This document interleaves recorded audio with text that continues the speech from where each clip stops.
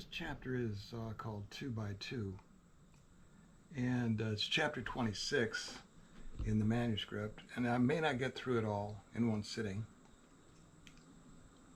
And I'm going to give you a couple of things that are in the writings. I'll have to look and see where they are exactly.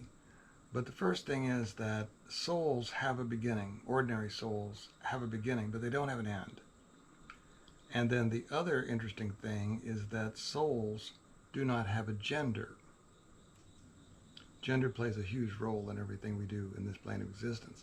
So in a later episode, I hope to put more about that together from the writings and give you I don't know exactly where those two things come from in the writings, but I'll give you a quote for them in a later episode.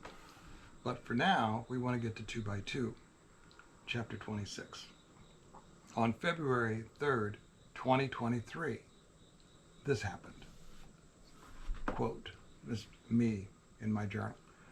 This may be nothing, but about last weekend I heard a dog whine down near the big brush pile just west of the metal house across the 2-acre hayfield. We're sitting at one end of the 2-acre hayfield.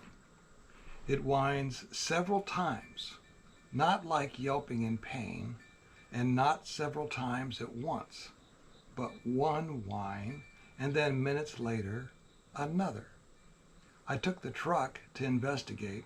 I got down there, turned the engine off, and listened. But I heard nothing, and I thought that was odd. I even called. I called the dog. No sound. It's not the only odd thing that has gone on down around that brush pile. I haven't heard this particular sound again. It did not sound quite right and did not respond to calling. I don't think it really was a dog. Other strange things have happened in the same area as I just said. Now, here is a look over my shoulder so that you can see I am saying pretty much the same thing to insiders of the writings as I am to seekers of the truth that is out there. On February 10th, 2023, I emailed the following to the assistant to the auxiliary board for my area of Western Illinois. That's an appointed station within the Baha'i faith that just helps the Baha'is be Baha'is. Saying, quote, I replied to my favorite Sasquatch YouTube channel because Steve Istall, the guy who runs that channel, asked about patterns of activity. The pattern I have encountered is things occurring in pairs.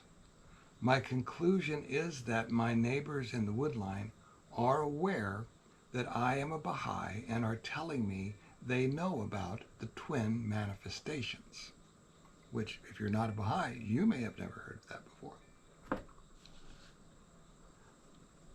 See, here we go. They would know because I recite my prayers aloud as I hike around my farm. The only way to explain the 2 by 2 patterns requires a brief explanation of the faith. I would be happy to send you what I wrote. This is because Steve has read emails from me before, and he has 250,000 subscribers.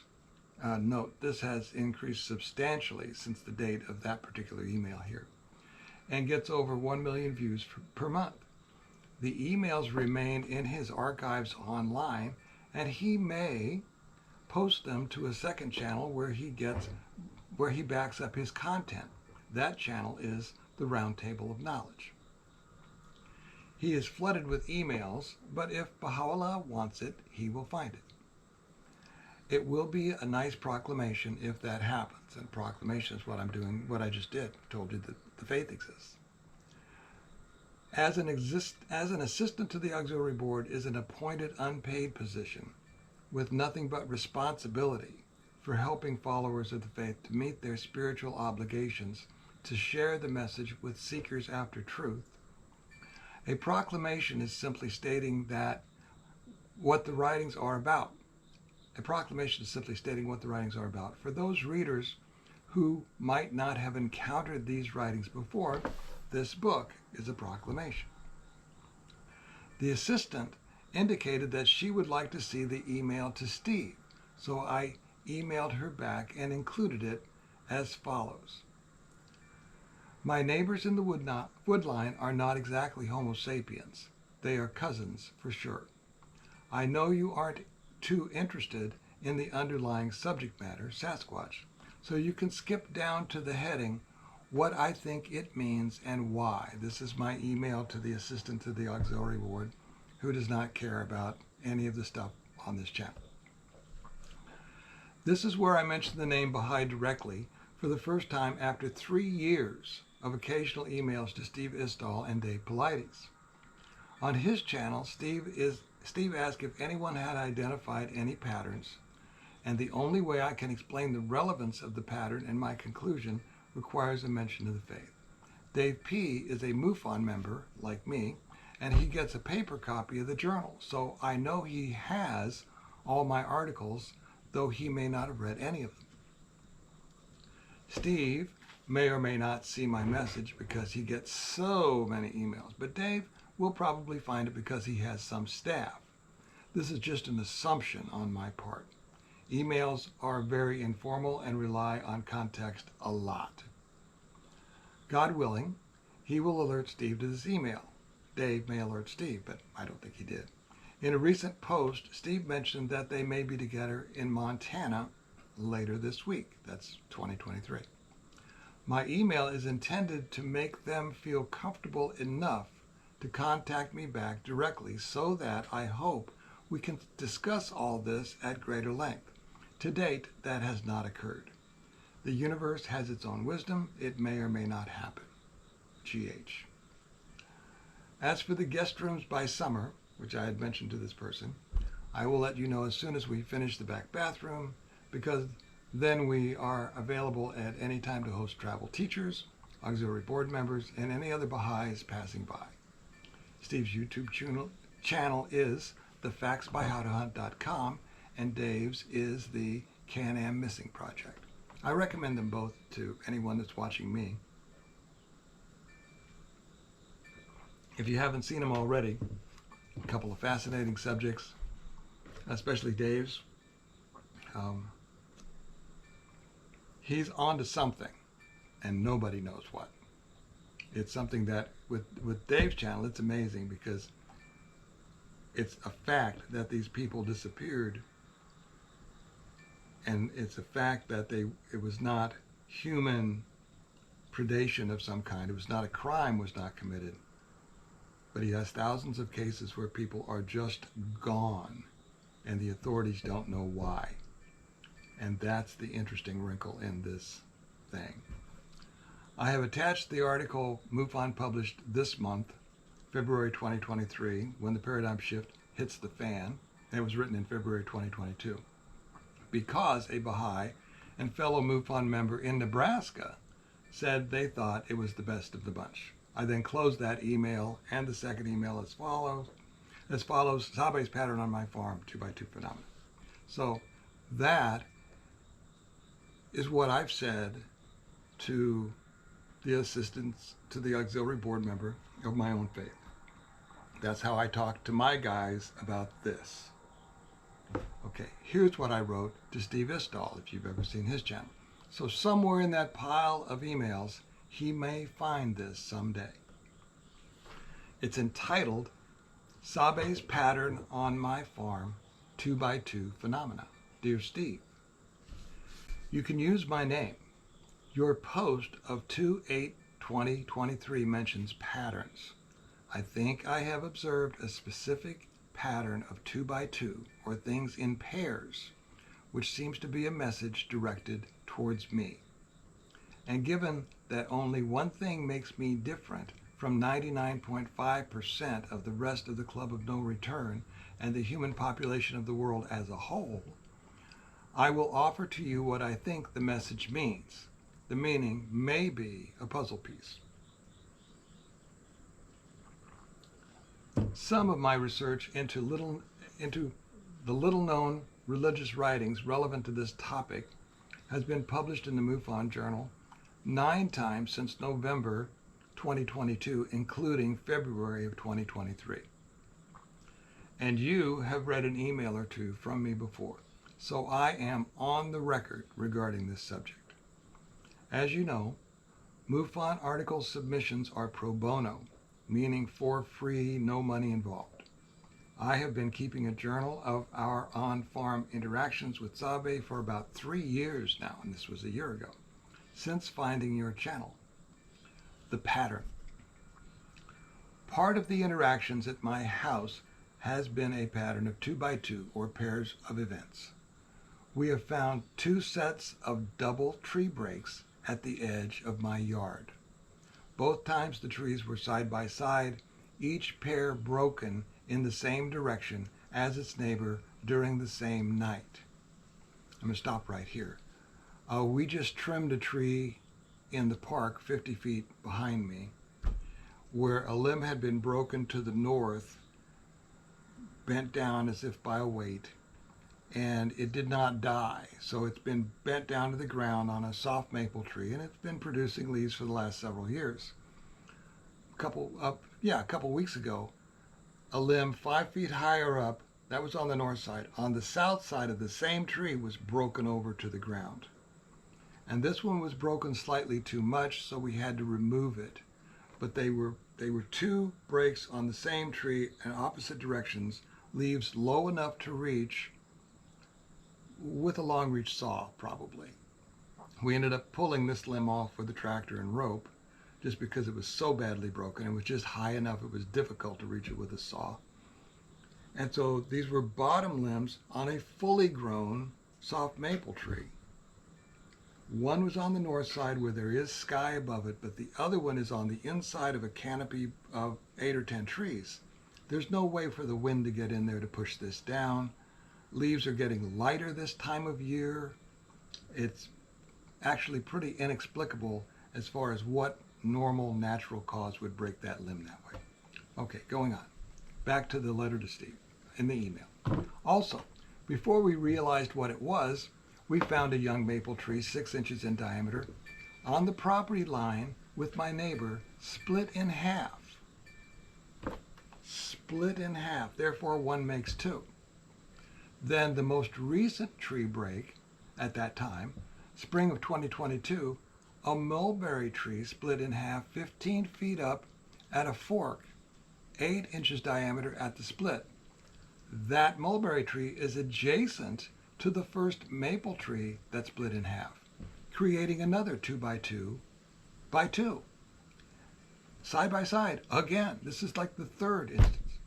And during the most recent split, a single small branch at eye level in the maple tree, the original split tree, had been twisted around and pointed at my house about 100 feet away. In spring 2022, there were 2 raccoon picnic carcasses left on the mowed trail 100 yards west of my house and only 5 days and 200 feet apart from each other, both with the same MO, thus 2x2. I have attached the photos. I believe I sent them in earlier in another email. Look closely at the photos because in both, if you zoom in, you will see the skin was turned inside out, hence the title of the manuscript, but is still attached at the paws and nose in the first case and at the hind paws and tip of the tail in the second case. In both, the guts are neatly piled by themselves, no blood, carcass looked very clean. I took the photos myself on my phone. In each case, the carcass was found in the morning after I mowed the path. The number of 2x2 events in such a confined area go beyond coincidence. So I feel 2x2 is part of a message. I could be wrong. It could mean that there are 2 of us Sabe out here. It could just be the creature's habit to do things in this way. Mind on the spectrum, perhaps. Or it could be an important puzzle piece. Why it may be directed specifically at me. I feel this is for you because no one else has, I feel this is for me because no one else has reported this pattern of things in pairs or 2x2. The events are in close proximity, a couple hundred feet to my house. The branch pointed at my house, and one more thing. Please forgive me, but I must now mention my faith. I do this only because it is relevant to the 2x2 thing and gives meaning to the message seemingly directed my way. As I have written and emailed previously, when hiking my mowed farm trail alone with my little pooch, I recite aloud certain prayers memorized from a book of prayers, specifically one entitled the Tablet of Achmad, also a short prayer for the departed, primarily for my parents, and also the short healing prayer and another entitled the Remover of Difficulties. There is no one to hear me but my dog, the Lord, and my neighbors in the woodline whenever they are around. These prayers are from primary sources of authenticated translations published as the holy writings that I have been researching for the MUFON articles. I include Sabe in my prayers, aloud, and I let them know it, aloud. I do this every time I hike alone, which amounts to hundreds of times a year over the past decade. They have heard this before. Last summer, 2022, a tree had fallen across the path down in the woods. When I discovered it, I spoke aloud that I would need to clear it with a chainsaw to get the riding mower through. And then and there, in the woods, I began to recite the very short, powerful prayer called the Remover of Difficulties, which was interrupted by what sounded like a joyful conversation of children's voices punctuated with laughter. No words were discernible. It was loud enough that I stopped in mid-sentence and listened. It lasted several more seconds, came from 50 feet away in thick brush, nothing to be seen there. I looked, and the sound can only be described as delightful. I told my neighbors about this. They are aware of Sabe, and they said they had heard this conversation as I have just described. They've heard it as well. What I think it means and why. This is where I directed the assistant. I tell you all that to tell you this.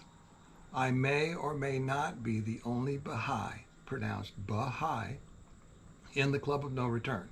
However, since there are only 5 million Baha'is in this world of 4 billion, which is about 0.5%, there may be slightly more Baha'is than that, 5 to 8 million in a world of 4 to 6 billion or whatever it is, not very many people. You may not hear this idea from anyone else if I don't say something.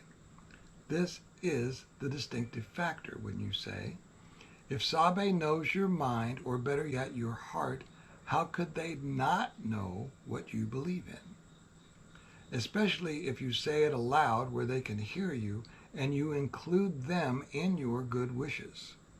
Many humans have not even heard of Baha'i, though it is the second most widely spread faith in the world after Christianity. We are scattered across the globe like a sprinkling of salt. Even fewer people would know this.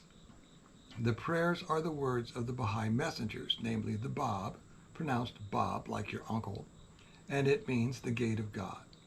And Baha'u'llah, pronounced Baha'u'llah, it means the glory of God. The Bab and Baha'u'llah are often referred to as the twin manifestations of God. I am wondering if the 2x2 tree breaks, etc., are Sabe saying, we know what the Baha'i faith is. If so, the message is truly noteworthy. Also, since the prayers are published, my hypothesis could be tested by anyone having ongoing activity. Just say the same prayers to your woodline friends over a period of time and see if anything of significance happens or changes. The prayers and the writings are a gift to mankind. They are yours already. In no way am I suggesting that Sabe agrees with anything I believe or another religion might believe. My research into the Baha'i writings as published in the MUFON Journal articles indicates that Sabe is just another member of the kingdom of mankind, one among many, all trying to make their way in this infinite universe, and it indicates they, like all mankind, should know and have a reverence for their Creator. That would explain some of what they don't do, would it not? Baha'is are not imperialists. we are forbidden to proselytize or try to convert anyone to our faith, and the unity of mankind is the foundation of the teachings. So unless you are seeking spiritual truth, you and everyone else are safe from my beliefs. No salesman will call. One can check the footnotes of the MUFON articles to find out more, or not. I am 71 years old. I'm 73 now. Live in my great-grandfather's house near Quincy, Illinois, the birthplace of MUFON, by the way. And by summer, we should have more guest rooms. So Steve, if you are ever out this way, feel free to stop by. Regarding Sabe, I think you, Dave, and Scott Carpenter, now deceased, are each doing important and groundbreaking work concerning the true nature of the universe. Your friend, Grant House. So that is what I said to a couple people whose work and efforts I greatly respect. It is the same tone I take with you, and for the same reason. The next series of strange incidents wasn't noticed until May. So here I will talk about the second article of 2023, when the paradigm shift hits the fan. And this is page 109. I think we'll leave it here in this episode.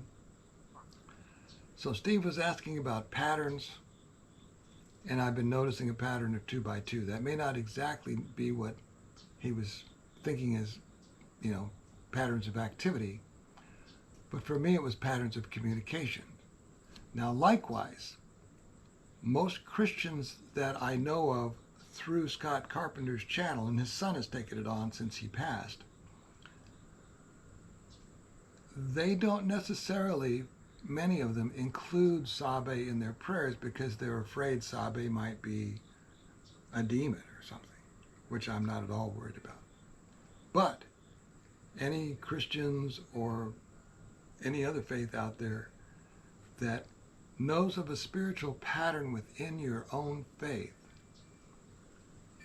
and number two, if you're interacting with these beings, these people, include them in your prayers on a regular basis, out where they can hear you, and see if that changes anything for you. The obvious thing would be, if you're Christian, what would you begin to notice if things happen in threes, for instance? That would be a definite thing. Pairs of things can also sometimes be random, unless you have so many of them as I did. But there might be something to that. Or not. We won't know unless we try, will we? So, thanks for being here. I will continue with chapter 26 next time. I'll see you then. Bye.